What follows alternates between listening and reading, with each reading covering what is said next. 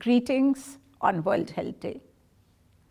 On World Health Day this year, WHO is bringing global attention to diseases such as malaria, dengue, chikungunya, Japanese encephalitis, kala azar, lymphatic filariasis, and schistosomiasis. These diseases are putting our health at risk at home and when we travel. These diseases are spread by vectors like mosquitoes, ticks, and freshwater snails. Vector-borne diseases account for 17% of the estimated global burden of all infectious diseases. Dengue is now the world's fastest growing vector-borne disease, with a 30-fold increase in disease incidence over the past 50 years. Outbreaks of dengue fever, a disease that did not exist till the 1950s, has now been reported from all 11 countries of WHO's Southeast Asia region, except for Democratic People's Republic of Korea. 40% of the global population at risk of malaria lives in WHO's Southeast Asia region. The disease is endemic in 10 of the 11 countries of the region. Maldives is the only country in the region that has remained free of malaria since 1984.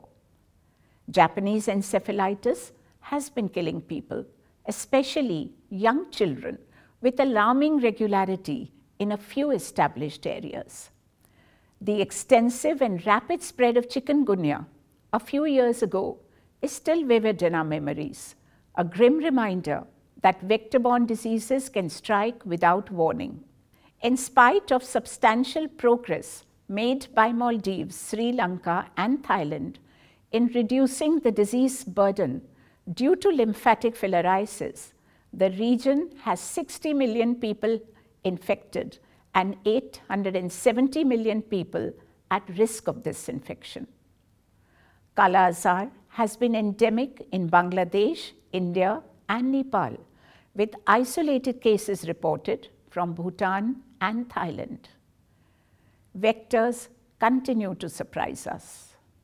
The ability of mosquitoes and other vectors to adapt and overcome public health interventions is creating new challenges in controlling these diseases. Resistance to commonly used insecticides has been a big challenge.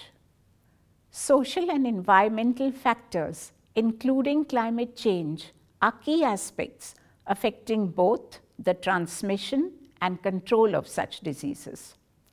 In recent years, there has been a growing recognition of the importance of these ecological factors in influencing vector-borne diseases.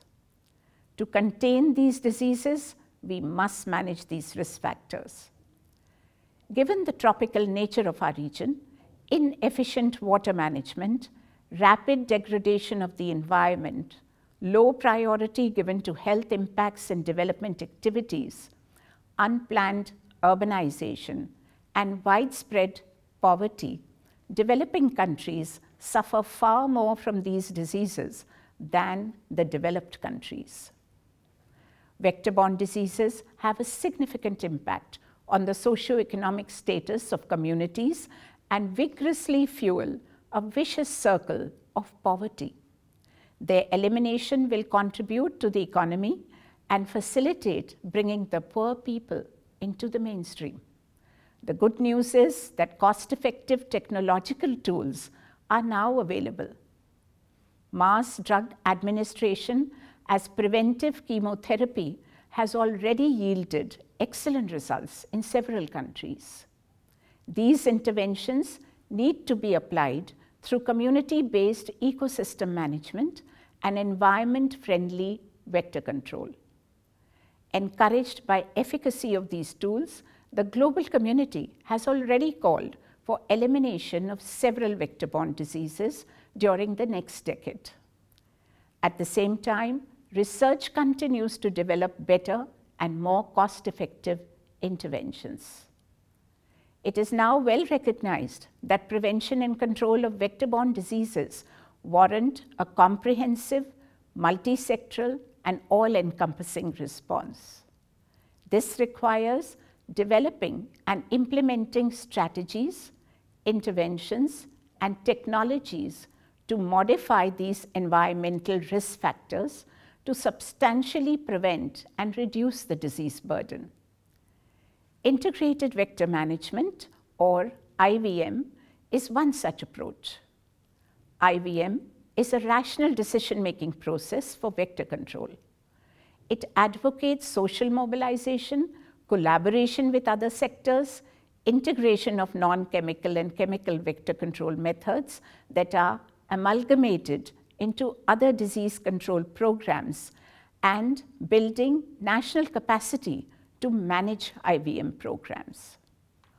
IVM also stresses the importance of first understanding the local vector ecology and local patterns of disease transmission, and then choosing appropriate vector control tools. Environment modification and its preservation should have a national approach that assures health as central to any development policy or plan. As these remain outside of the traditional domain of the health sector, this objective can be attained only through healthy policies or the application of the concept of health in all policies. Health, environment, and development policies must be fully aligned. On World Health Day, WHO strongly urges the rational use of medicines to combat malaria. Countries must prioritize vector-borne diseases in their national development agenda, and we must empower communities to prevent and control these diseases. Preventing and controlling these dreaded vector-borne diseases is everyone's responsibility. Thank you.